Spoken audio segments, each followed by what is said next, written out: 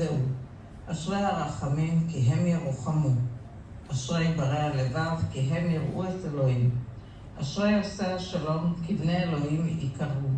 אשרי הנרדפים בגלל הצדק, כי להם מלכות השמיים.